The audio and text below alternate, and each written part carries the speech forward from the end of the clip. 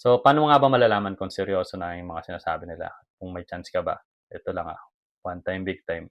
Okey lang ba daw manligaw ng bartender? Paano mo malalaman kung gusto ka, kung customer lang tingin sa'yo, kung may pag-asa ka ba? So, ang sagot diyan, depende yan kung ano yung bartender na or yung bar na pinuntahan mo. Kasi maraming klaseng bar dito. May mga girls bar, may snack bar, at meron din mga tulad ng bar na pinagtatrabahuan ko, yung mga normal bar.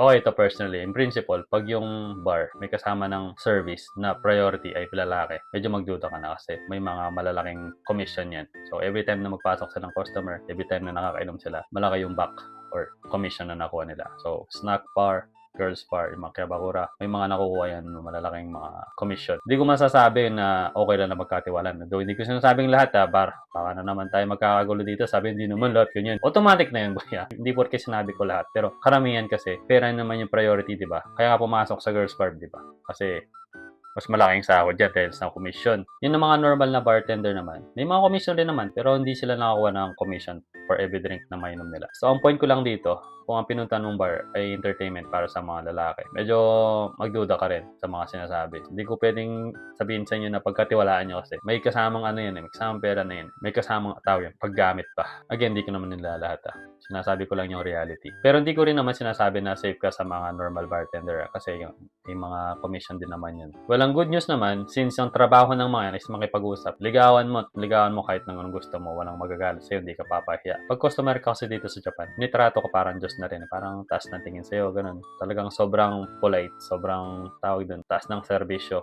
Ganun talaga yung kultura dito pagdating sa mga customer. Kaya kung gusto mo manligaw, lalo na sa mga bartender, yung trabaho nila makipag-usap, magagawa mo sa mga bartender. As long as hindi mo binabastos, wala kang ginagawang masama, hindi mo binabody touch, hindi mo hinaharas, wala kang sinasabing mga masasamang salita, okay lang, hindi ka paalisin sa bar. Okay lang, basta makipagkwentuhan ka lang, o gawin mo lahat ng pick-up line na gusto mo. Pero again, gusto ko lang linawin sa inyo na yung pag-bartender, yung pag-iipag-usap nila, may pagkabola yan Isa sa mga pinaka-bolero at bolera yung mga bartender dito kasi gusto ka nilang bumalik. So kung ano man yung mga sinabi nila, hindi mo pwedeng seryosohin talaga So paano mo nga ba malalaman kung seryoso na yung mga sinasabi nila?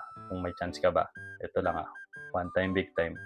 Pag yan, nag-invite mo sa labas, mas malaking chance na yan. Pero hindi pa rin yung sure Depende kasi yan sa sa context Baka para pumunta ka na naman ulit. May mga ganun rin context. Pero yan, pag niyaya mo sa labas, as a date, pag pumayag doon, may pag-asa ka na para sa akin. Pero personally, kung ako lang huwag ka na lang masyado mag-assume siguro. May chance naman, pero para sa akin, slim lang talaga. Lalo na pagka entertainment yung pinuntahan mo. Para sa akin lang guys, ako madalas akong magpunta sa mga bar after ko mag-work. Mas marami ka pang chance na magka-jowa sa mga kapwa-customer mo kaysa sa bartender. Kasi alam mo yun, genuine yung usapan niya. Di tulad ng bartender, may kasamang customer service yung usapan niyo. So, hindi mo masasabi kung pinaplastic ka o ano. At least yung mga customer, walang kasamang customer service. So, may mga pang plastic rin naman. Siyempre, hindi ka naman babastusin ng mga tao. Lalo na dito sa Japan, hindi ka naman pagsasabihan na kung kahit ano. But anyway, wala yung kasamang customer service. Mas okay yung connection, di ba? At doon, mas malaki yung chance mong makakuha para sa akin Doon naman sa pinakalas na tanong kung may ipon ba ako nung nagpakasal ako. Medyo ibang topic kasi yan, kaya sa ibang video na lang natin pag-usapan. Okay?